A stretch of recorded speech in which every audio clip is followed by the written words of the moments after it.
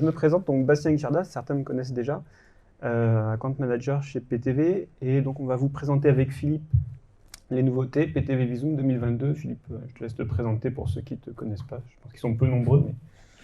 Oui, c'est vrai que je pense avoir fait quelques clubs. Donc Philippe Guton, ingénieur chez PTV depuis 11 ans. Du coup, je vous propose de ne pas faire durer le suspense plus longtemps et de commencer tout de suite alors, par une première diapositive qui synthétise les principales nouveautés qui ont été, qui ont fait l'objet des dernières versions de PTV Visum ces dernières années. Alors, on va les passer très rapidement et simplement, c'est un support pour quelques remarques. On voit que chaque année, en fait, la plupart des thèmes sont traités. Et donc nos utilisateurs bénéficient en fait de ces nouveautés automatiquement dès que le logiciel est associé à la maintenance en tout cas. Et puis on voit aussi qu'au sein de ces nouveautés, chaque année il y a quand même des fils rouges. Alors le principal fil rouge, c'est évidemment la rapidité et la facilité d'utilisation qui font l'objet en fait d'un souci chaque année d'amélioration, chaque année en fait, et vous verrez encore, on reviendra plus précisément un peu plus loin dans la présentation sur cet aspect-là.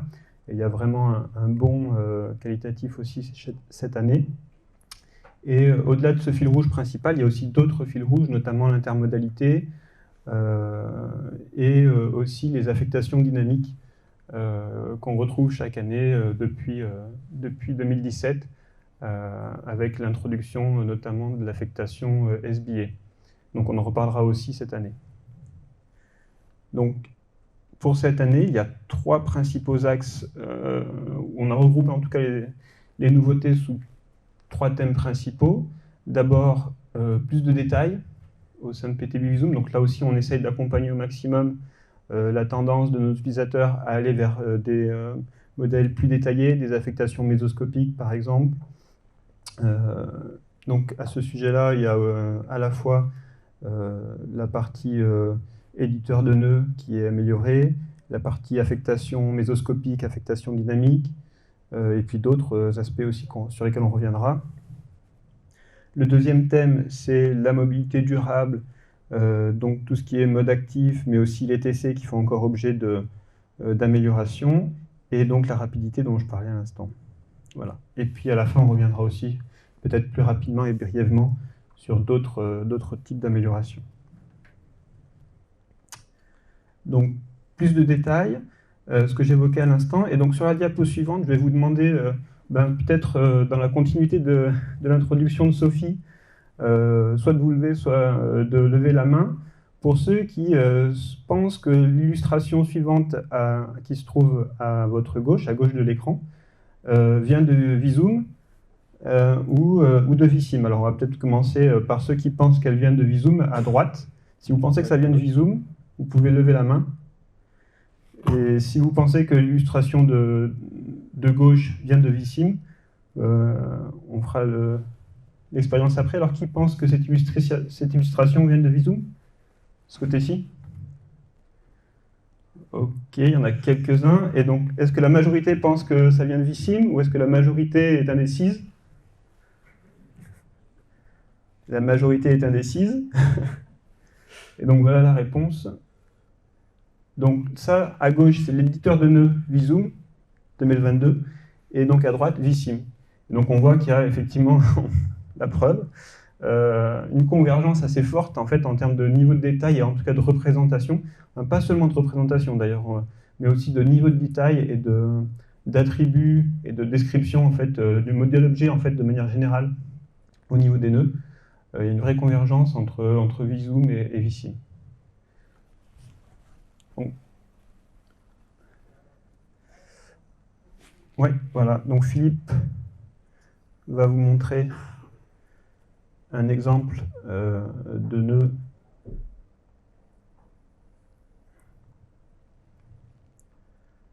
voilà, sur le modèle de Karlsruhe, où on peut zoomer un peu plus. Donc là, effectivement, on voit que, outre les tronçons, les voies tournantes sont représentées de manière beaucoup plus précise qu'auparavant. On a aussi les passages piétons là, sur lesquels vient de passer Philippe, voilà, exactement, qui peuvent être représentés. Et là, on voit aussi qu'au-delà des tronçons, dans cette interface, vous pouvez aussi coder des terre-pleins centraux ou des îlots pour les traversées piétonnes. Là, Philippe est en train de nous montrer en fait les voies tournantes. Alors, le concept de voie tournante est utile notamment pour les affectations mésoscopiques. C'est un peu différent du mouvement tournant en fait. Pour un seul mouvement tournant vers la droite, par exemple, vous pouvez avoir deux voies tournantes à droite. Pour un mouvement tournant, il y a forcément au moins une voie tournante, mais il peut y en avoir plusieurs. Dans une affectation standard, ça ne modifie pas les résultats, mais dans une affectation dynamique, ça favorise l'écoulement du flux sur ce mouvement. Que dire de plus? En fait, il y a beaucoup de choses à montrer, mais potentiellement, effectivement, donc il y a la possibilité de rajouter le fond de plan et de jouer sur la transparence. Donc ça permet quand même de communiquer, de vérifier le codage de manière beaucoup plus facile. Et ça permet aussi, un des objectifs, c'est aussi de favoriser l'export vers Vissim après aussi. Et donc de favoriser en fait les études multi-échelles qui utilisent à la fois Visum et Vissim, puisque là en fait ce que vous voyez dans Visum, c'est ce que vous aurez dans Vissim. Il y a la possibilité de déplacer. Il y a aussi la possibilité de déplacer des nœuds et des polytronçons. Donc on peut redessiner un peu les tronçons à l'approche d'un nœud directement dans cette interface. Donc là, je peux déplacer un nœud, je peux déplacer la polyligne de tronçon. Et du coup, voilà. Dans cette interface, on peut aller faire du dessin de manière très, très précise, quoi. Et d'ailleurs, on peut aussi synchroniser cette fenêtre, enfin, remarque, c'était déjà le cas précédemment, mais le fait de le synchroniser avec l'éditeur de réseau permet aussi, mais c'est quand même plus facile que dans Visum 21 ou dans les versions précédentes, de passer d'un nœud à l'autre, puisque depuis l'éditeur de réseau, l'éditeur de nœud, pardon, donc là qui se trouve à gauche de l'écran, vous pouvez passer d'un nœud à l'autre plus facilement que précédemment, et tout en gardant le contrôle. Voilà. Oui, parce que... Exactement. Maintenant, vous pouvez zoomer, dézoomer, et vous déplacer dans votre modèle objet à travers l'éditeur de nœuds. Beaucoup plus simplement qu'auparavant, où il fallait cliquer sur des petites cases. Je vois que certains... voilà, ça parle à certains. On a pas mal de choses à voir, peut-être qu'on enchaîne si... Ouais.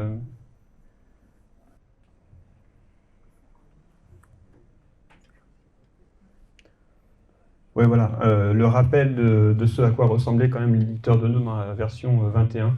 Donc rien à voir avec Visum 22. Donc je pense que clairement, là, en termes de facilité de codage, de contrôle, d'export vers Vissim, on fait un pas en avant important. Et je laisse la parole à Philippe pour la suite.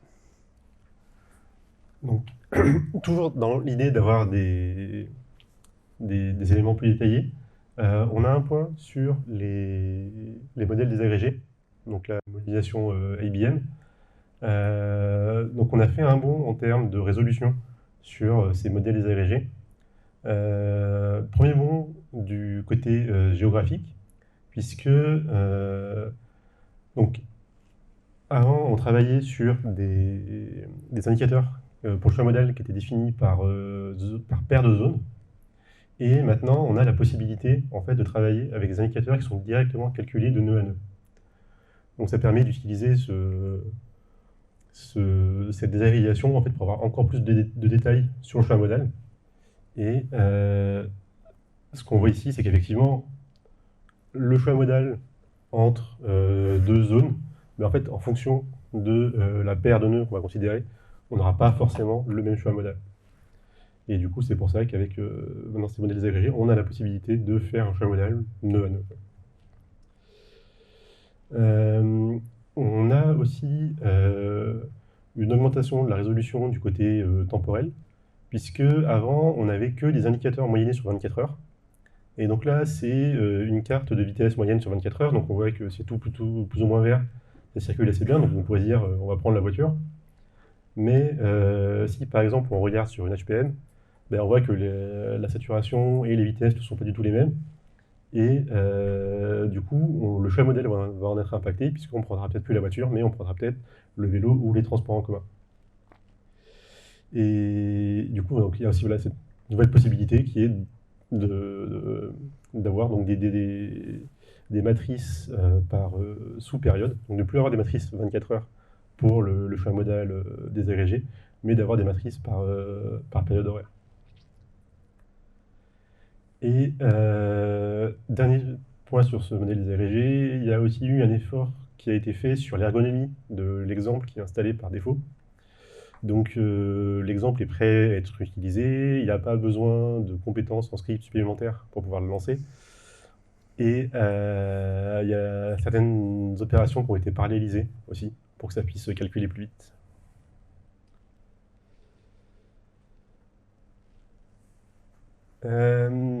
Donc ensuite, on va attaquer le deuxième gros thème, qui est la modélisation de la mobilité durable. Et donc cette année, on a un nouveau type d'objet dans Visum, qui va être les zones avec restriction d'accès. Donc l'idée à laquelle on pense en premier, en fait, ça va être pour modéliser des zones à faible émission. C'est quelque chose dont on parle beaucoup en ce moment. Et en fait, on va voir qu'il y a ce nouvel type d'objet qui va rendre ces tests de ZFE, par exemple, vraiment très pratiques. Parce que l'idée, c'est qu'on va juste dessiner un polygone. Donc ça va affecter les tronçons qui sont dans ce polygone à ces zones à accès restreint. Et on va pouvoir en fait définir quels sont les accès, quelles sont les contraintes d'accès qu'on va pouvoir mettre sur les tronçons à l'intérieur de cette zone. Ça fera l'objet d'un atelier, d'ailleurs. Et effectivement, ça fera l'objet d'un atelier demain. Mais d'ailleurs, le nouvel éditeur de nœuds aussi. Donc voilà. Donc le nouvel objet. Donc, tu veux prendre la main? Ce sera plus facile de synchroniser la parole. Ouais. Donc du coup, là c'est un exemple sur Londres. Et donc ce nouvel objet, ce qu'on voit, c'est qu'en fait, ça s'appelle zone accès restreint. Mais en fait, potentiellement, il y a 4 types de restrictions différents. Donc on va pouvoir soit définir un péage de zone. Donc ça, avant, c'était une option qu'on n'avait qu'avec Tribu apprentissage, et qui maintenant va être disponible donc, pour toutes les affectations statiques, et également pour l'affectation SBA. On a un péage matriciel aussi.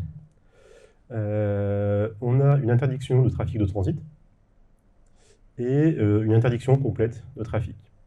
Et donc tout ça, ça va s'appliquer. Donc on va pouvoir choisir les systèmes de transport sur lesquels ça s'applique pour éventuellement donc, interdire une zone aux poids lourds ou si on définit des systèmes de transport basés sur les vignettes critères en fait, pour interdire certaines zones à certains types de véhicules. Et en dessous, ça va être la définition des péages, si on est dans une zone de péage et non dans une zone d'interdiction pure et dure. Donc après, il y a quelques petits trucs sympas niveau manipulation. Il y a moyen, en fait, quand on est au bord du périmètre,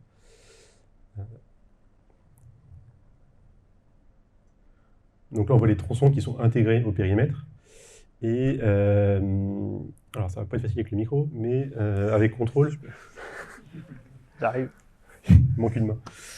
Et en fait, avec contrôle, on peut rajouter ou supprimer manuellement des tronçons pour pouvoir gérer un peu plus finement le bord du périmètre sans avoir à dessiner des polygones qui fassent des créneaux. C'est utile aussi pour les différents niveaux de réseau. Oui, ou par exemple, si on a des réseaux sur différents niveaux et un tunnel ensuite, enfin un tunnel, que les restrictions s'appliquent pas au tunnel, ce genre de choses. Typiquement le rond-point ici, quoi. Ouais, par exemple. Voilà. Il y a aussi la possibilité de superposer 2 zones différentes. Donc là, dans l'exemple, il y a une zone avec faible émission et une zone avec un péage un péage urbain. Donc on peut superposer les deux zones. Péage de zone. Et je crois que c'est à peu près tout ce que je voulais vous montrer là-dessus. À moins que tu aies quelque chose à rajouter. Je crois que tout le reste sera à l'atelier. Oui, de toute façon, oui. On en reparlera plus en détail au cours de l'atelier. Et comme ça, vous aurez l'occasion de manipuler ce nouvel objet.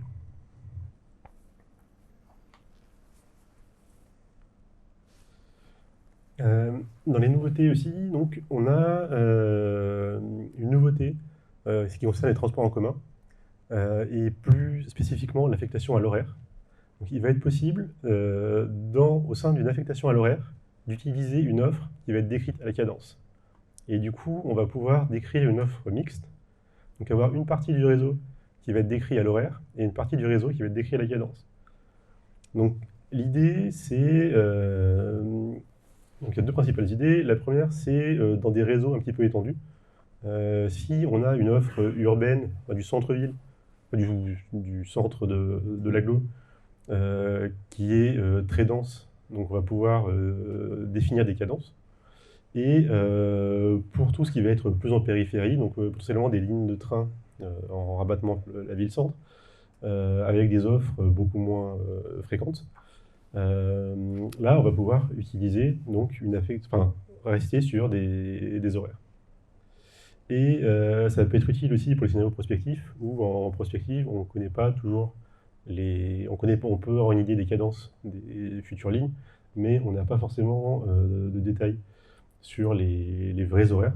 Donc maintenant, on va pouvoir en fait combiner ces deux descriptions d'offres au sein de la même affectation. Et dans la pratique, comment ça va se passer? En gros, on va se mettre du point de vue de l'usager, et du coup, on va créer des services fictifs basés sur la cadence qui a été décrite. Donc, dans la partie en haut ici, on est sur le cas classique d'une ligne avec des horaires. Donc on a un départ ici, un ici, etc. Si on imagine une correspondance avec une deuxième ligne, qui cette fois-ci serait décrite à la cadence, ce qu'on voit, c'est que on va avoir un départ de la ligne à la cadence qui va se faire pour chaque arrivée de la ligne d'avant.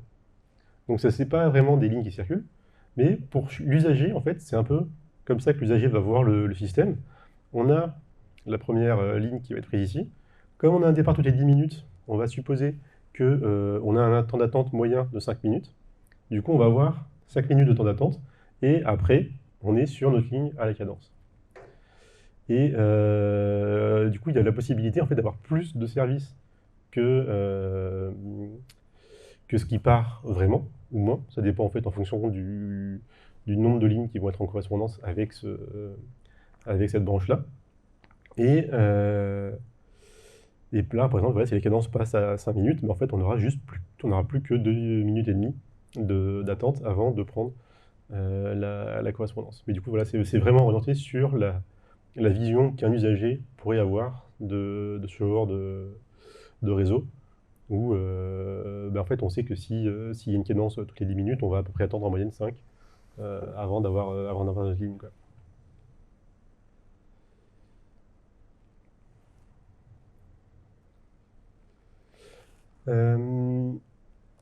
Toujours sur cette modélisation des mobilités plus durables, un point sur l'affectation vélo. Donc, on a maintenant dans Visum une affectation vélo spécifique, donc, qui est basée sur l'affectation stochastique, et qui va avoir le gros avantage de pouvoir prendre en compte des comportements plus spécifiques aux cyclistes, notamment par le fait que cette affectation, sa particularité, c'est d'avoir des indicateurs qui sont définis au niveau global de l'itinéraire. Donc, toutes les affectations standards, le temps généralisé, en fait, c'est la somme des temps généralisés sur les éléments du chemin. Donc, c'est-à-dire que si on a un chemin qui passe par 10 tronçons, le temps généralisé du chemin, ce sera la somme des temps généralisés sur les 10 tronçons. L'affectation stochastique, et donc la nouvelle affectation au vélo, sa particularité, c'est que on va pouvoir avoir un indicateur qui est défini au niveau du chemin. Donc typiquement des indicateurs sur le dénivelé cumulé. En fait, on va pouvoir mettre des pénalités en fonction du dénivelé cumulé global sur le chemin, ce qui peut être très pratique pour les vélos, pour éviter qu'on ait des cyclistes qui soient tous des super sportifs qui montent les collines sans s'en rendre compte.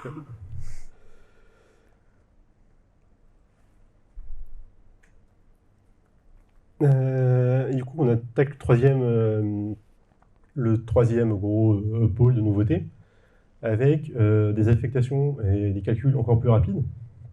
Donc là, un premier point en fait sur l'affectation à l'équilibre. Donc on s'est aperçu qu'en fait l'affectation à l'équilibre, c'était encore une affectation qui était beaucoup utilisée. Il y a beaucoup de modèles qui tournent là-dessus, donc il y a eu un effort qui a été fait sur cette affectation. Et donc là, on présente en fait un exemple sur Validate Allemagne, donc le modèle national allemand. Et en fait, ce qu'on voit, c'est que entre la 17 et entre Visum 17 et Visum 22, il y a des temps de calcul qui ont été divisés par 20 ou 25. Donc, quand on vous encourage à changer régulièrement de version et à vous mettre à jour avec les versions les plus récentes, c'est voilà, ce genre de choses, en fait, il y a vraiment moyen de gagner du temps, quoi.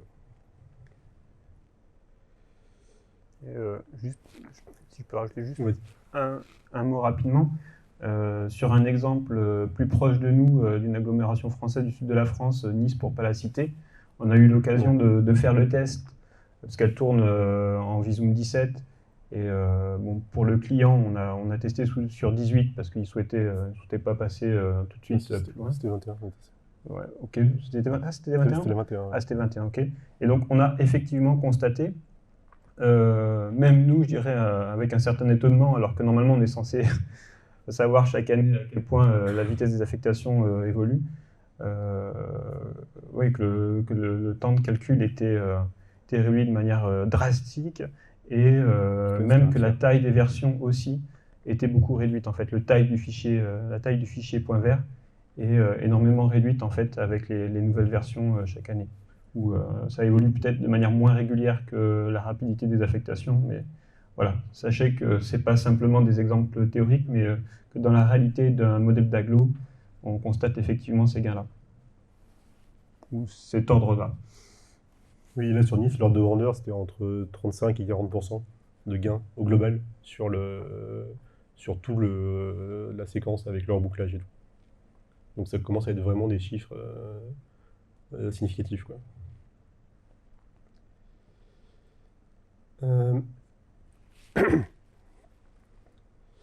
Un point sur l'affectation biconjuguée Frank-Wolf. Donc il y a aussi eu son lot d'améliorations. Donc notamment une réduction de consommation de mémoire sur les gros modèles. Donc c'était un souci que cette affectation pouvait avoir. Les gros modèles prenaient beaucoup de mémoire. Donc ça a été amélioré. Et l'introduction de la proportionnalité, cette affectation pouvait aussi avoir un souci dans certains cas où donc là, ce qu'on voit, c'est on a deux systèmes de transport qui sont affectés enfin, deux segments de demande qui sont affectés en même temps. Et en fait, entre ici et ici, on a deux chemins qui sont utilisables. Mais à cause d'une mécanique interne de calcul, on pouvait avoir à certains endroits des véhicules d'un segment de demande qui passaient tous par le même chemin, et les véhicules de l'autre segment de demande qui passaient tous par l'autre chemin. Et du coup, ça a été résolu aussi, avec cette introduction de la proportionnalité qui fait que maintenant, les deux types de véhicules vont pouvoir utiliser les deux types de chemins, ce qui est plus réaliste en termes de comportement. Et pour finir sur les temps de calcul, une diapo un peu générale sur les gains de temps de calcul. Donc, le calcul des temps généralisés au nœud qui a été augmenté qui a vu sa vitesse augmenter de 60%, l'affectation SBA 15%, le T-flow 20%, les arborescences 50%, et calcul de matrice indicateur TI 60%. Donc c'est pas forcément, alors sauf pour l'affectation, mais c'est que c'est pas forcément les arborescences, par exemple, qui sont les plus impactants sur le temps de calcul global d'un modèle, mais c'est que dans la vie de tous les jours, quand on en lance plusieurs à la suite, ça peut être sympa d'avoir des arborescences qui tournent un peu plus vite, quoi. Surtout sur des gros modèles où ça peut commencer à se sentir passer.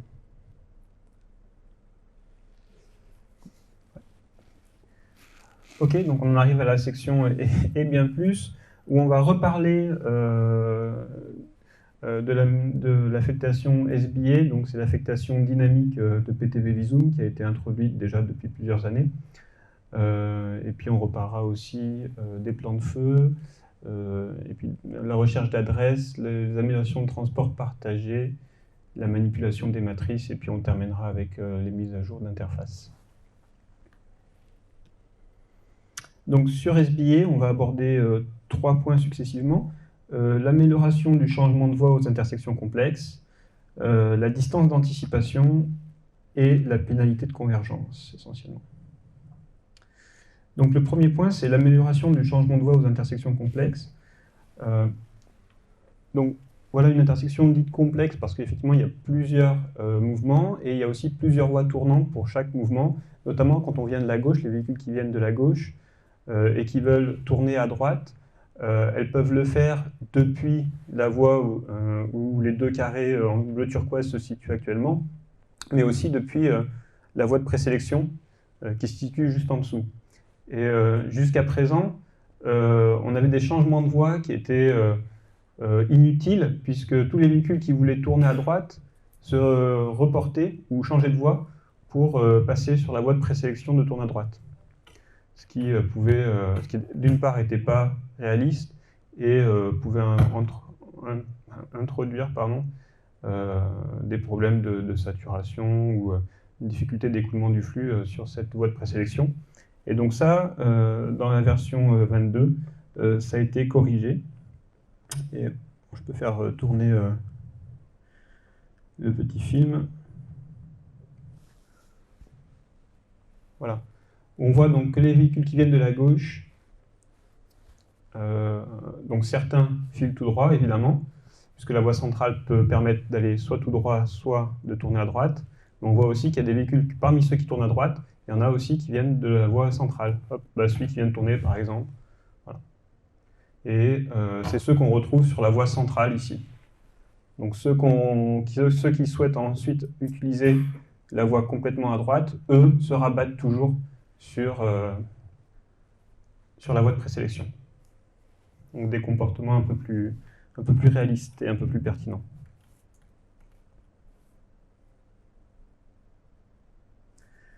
Donc le deuxième point que j'évoquais tout à l'heure, c'est donc la distance d'anticipation pour le choix de voie. Donc voilà un schéma qui va permettre d'expliquer en fait en quoi ce nouvel attribut permet d'avoir une meilleure reproduction des comportements. Cette distance d'anticipation, c'est un attribut de tronçon.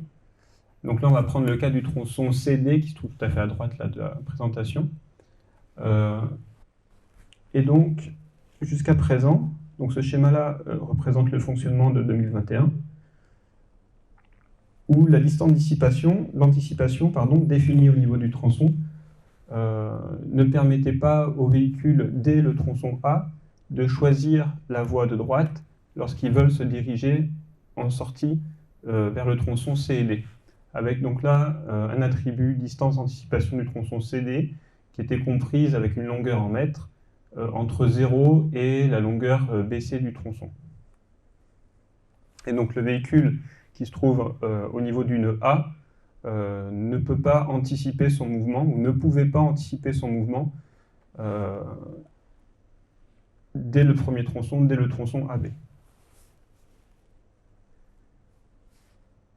Et donc maintenant, avec cet attribut de distance d'anticipation, on peut définir sur le tronçon CD une longueur qui peut être supérieure ou égale au tronçon BC, et donc permettre aux véhicules qui entrent au niveau du nœud A de tout de suite anticiper sur son mouvement de tourne à droite et de se rabattre en amont même du tronçon BC. Donc là, encore une fois, c'est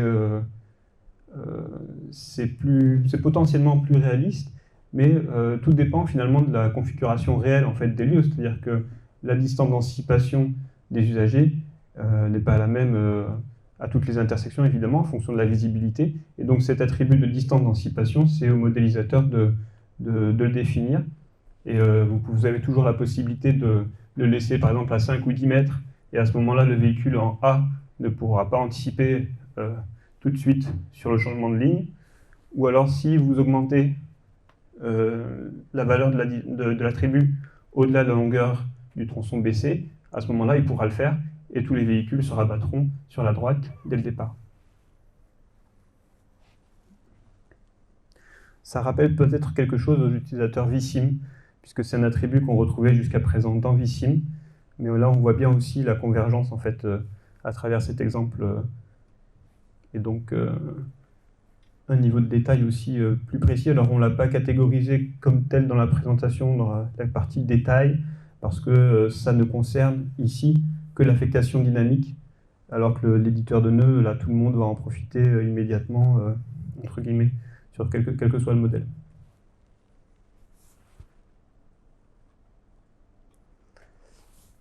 Alors là encore un exemple sur la pénalité de convergence. Donc je vais lancer la vidéo et je vous demande d'être attentif du coup, parce que c'est pas forcément très flagrant lorsqu'on regarde de l'ensemble, mais je vous demande d'être surtout attentif du coup à la remontée de fil sur la voie d'insertion, où on trouve les petits véhicules ici marqués en jaune, par exemple. Donc la pénalité de convergence, c'est un attribut de nœud qu'on va pouvoir paramétrer pour un temps supplémentaire nécessaire à l'insertion sur la voie principale. Donc je lance la présentation, enfin, ou le flux vidéo. Donc là, on voit dans un premier temps qu'il n'y a pas de pénalité appliquée pour les véhicules jaunes qui s'insèrent. Donc on voit que l'écoulement se fait plutôt facilement et qu'il n'y a pas forcément de remontée de fil. On était déjà bien au milieu de la simulation. Donc là, on met une seconde, on relance la simulation, il y a un calcul, on se remet exactement au même endroit de la simulation. Et là, on voit la différence, c'est-à-dire que là, il y a déjà une remontée de fil beaucoup plus importante et l'écoulement se fait de façon plus difficile pour les véhicules jaunes. Donc là encore, c'est évidemment une liberté supplémentaire offerte au modélisateur pour améliorer sa modélisation vers plus de pertinence. Donc là, on change de sujet. Donc le modèle de données de plan de feu, même si c'est très en lien avec l'affectation SBA, parce qu'une des raisons d'être de l'affectation SBA, c'est évidemment de pouvoir aussi prendre en compte ce type de données. Donc certains d'entre vous savent peut-être que dans vSoom, jusqu'à présent, vous aviez trois modèles, trois types d'objets qui vous permettaient de définir les plans de feu, soit définis au niveau de la phase, soit de la ligne de feu, soit par un fichier vSig. Et donc là, l'objectif cette année, c'était d'unifier en fait ces trois modèles de documents en un seul modèle, en essayant de garder évidemment le meilleur des trois manières de coder. Et aussi de supprimer les fichiers externes. C'est-à-dire que maintenant, ces fichiers-là seront intégrés à la version, au fichier .ver. Donc là, l'intérêt, c'est que ça évite les changements entre les différents types de modèles de plan de feu qu'on pouvait utiliser auparavant. Et il faut savoir que le plan de feu qui a été retenu, c'est vSig. Et que du coup, il y a eu un certain nombre d'améliorations qui ont été apportées à ce modèle-là dans vSoom. Tout simplement pour pouvoir permettre aux modèles qui fonctionnaient auparavant avec d'autres modèles de plan de feu de continuer à fonctionner de façon satisfaisante. Donc vSig maintenant intègre dans vSoom la possibilité de coder des contrôleurs simples. Il y a aussi des améliorations d'interface et d'utilisation de ce modèle d'objet de plan de feu avec un contrôle Z, le undo, qui n'était pas possible jusqu'à présent. Bon, c'est un détail, mais en même temps, pour ceux qui codent, c'est important. Il a toujours la possibilité d'exporter le fichier .sij, même si par défaut il est intégré au fichier .ver. Vous pouvez l'exporter pour pouvoir l'utiliser dans un autre modèle. Dans Vissim. Et évidemment dans Vissim. Et puis, voilà, Visig maintenant est compatible avec le gestionnaire de scénario.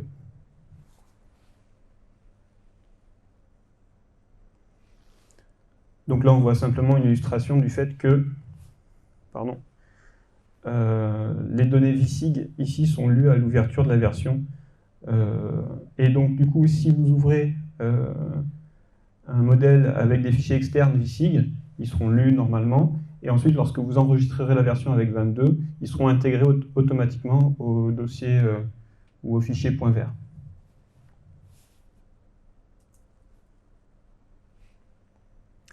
Voilà un peu plus de détails du coup sur ces plans de feu.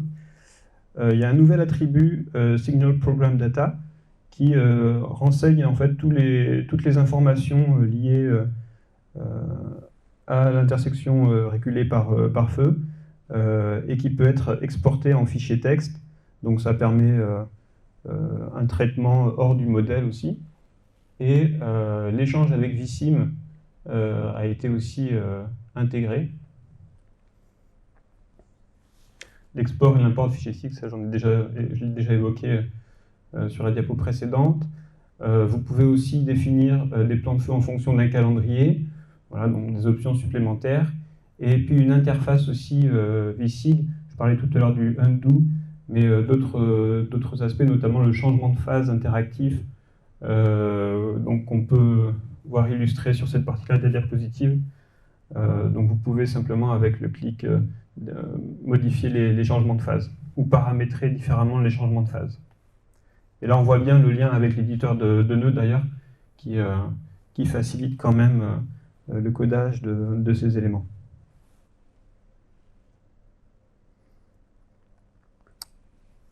Je te laisse la parole pour la suite, Philippe. Ouais. Donc, on a aussi un nouvel outil donc, qui va être la possibilité de chercher des adresses et d'être géolocalisé. Donc, c'est ce nouveau bouton ici. Et en cliquant dessus, je peux chercher une adresse. Donc, j'espère que je suis connecté.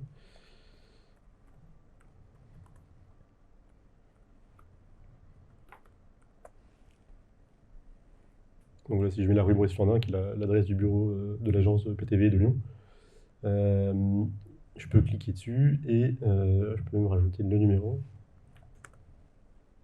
Donc on voit, ça reconnaît les adresses, ça propose éventuellement des suggestions.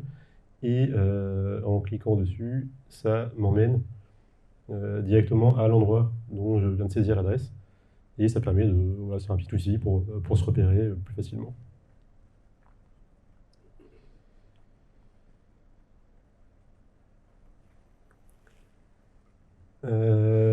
Quelques améliorations sur l'interface et la manipulation de matrices.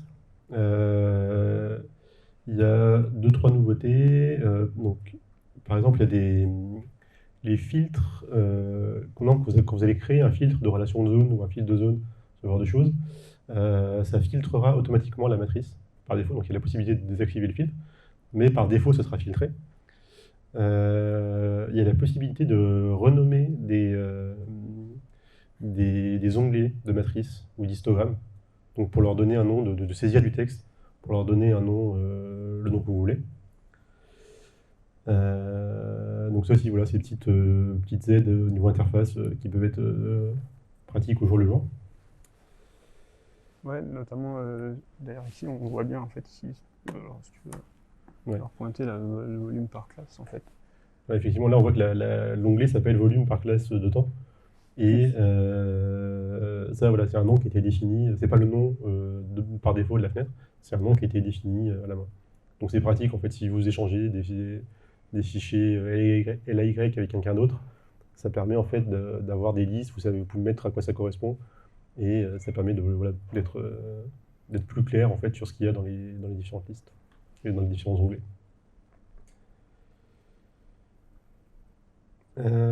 Ensuite, on a un point on a deux améliorations sur la modélisation du transport partagé. Donc, il y a la possibilité qui est maintenant offerte de définir des points de collecte et de dépôt de manière optimisée. Donc, c'est ce qu'on voit sur l'exemple ici. Potentiellement, si on a une demande ici, une demande ici, on aurait pu avoir un point de collecte ou de dépôt ici, ou un ici, ou un ici. Mais comme les deux sont relativement proches, en fait, en s'arrêtant une seule fois ici, en fait, on va pouvoir récupérer les deux passagers, modulo un peu de marche à pied pour ces deux personnes. Et du coup, il y a une fonction de coût qui combine en fait le détour, enfin, le gain de temps pour le véhicule avec le détour marche à pied pour les voyageurs, pour savoir si c'est optimal d'aller demander aux voyageurs de faire un petit détour pour minimiser en fait le temps de déplacement en véhicule. Et il y a aussi une amélioration qui a été apportée sur la relocalisation des véhicules, pardon.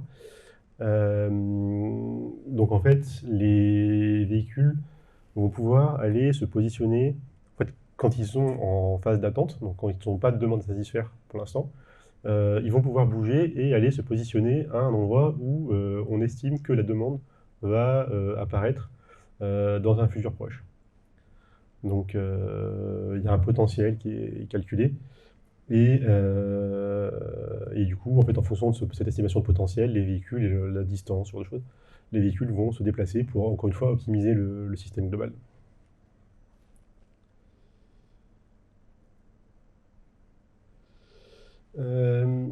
Ensuite, quelques points technico-techniques, j'ai envie de dire. L'affectation par apprentissage va être abandonnée. Donc, les corrections de bugs ne seront plus effectuées. Et l'affectation par apprentissage va être supprimée de Visum dans un délai de 2 ans. Donc, ça ne concerne pas l'affectation tribu apprentissage, qui elle continue d'être maintenue, mais l'affectation apprentissage simple, elle, va être supprimée. La raison, c'est que, en fait, l'affectation biconjuguée Frank-Wolf, dont je vous parlais tout à l'heure, est en fait assez proche de l'affectation par apprentissage. Et du coup, avec les dernières restrictions qui ont été levées, notamment l'introduction de la proportionnalité dont on parlait tout à l'heure, il n'y a plus vraiment d'intérêt à garder l'apprentissage. La biconjuguée Frank-Wolf est mieux sur tous les points. Donc du coup, c'est pour ça que cette affectation va disparaître. C'est quelque chose qui peut vous concerner parce que je sais qu'en France, nous, quand on construit des modèles, chez PDV, on a souvent tendance à utiliser cette affectation par apprentissage. Et donc du coup, voilà, il faut le savoir que d'ici à 2 ans, cette affectation est amenée à disparaître. Sur les lectures d'anciens fichiers, donc les fichiers enregistrés avant la version 11.3 ne seront plus lisibles avec Zoom 22. Donc pareil pour les fichiers, les paramétrages graphiques, les configurations de liste, tout ça. Et dans les changements importants aussi, le choix de la langue ne se fera plus dans la fenêtre des licences avec les modules. Ça se fait maintenant dans la fenêtre avec les préférences utilisateurs. Peut-être profiter de l'écran. Ouais. Je te laisse la main. Tiens, pardon. Et donc ça va être... Ouais, dans éditer, ouais. Dans éditer, ouais, voilà, éditer préférences utilisateurs. Et directement là, vous allez pouvoir choisir la langue et la langue de repli, donc qui est la langue en fait qui affiche quand on ne trouve pas le texte dans la première. Et pour info, pour ceux qui utilisaient le raccourci le CTRL-L, maintenant ça va switcher en fait entre les deux langues qui ont été définies. Donc là, si je fais CTRL-L, ça passe en anglais, et si je refais CTRL-L, ça repasse en français.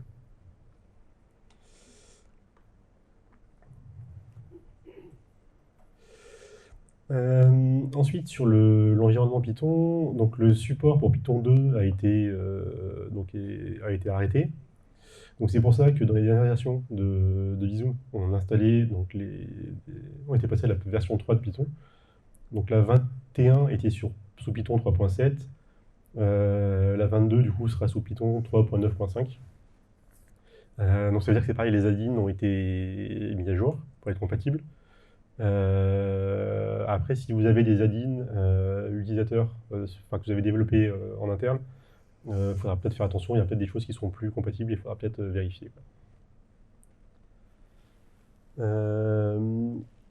Quelques autres informations en vrac. De manière générale, en fait, ce que je vous encourage à faire, c'est d'aller voir la release note, en fait, qui est accessible directement depuis la page de garde de Visum. Quand vous êtes ici, vous avez ce bouton note de mise à jour.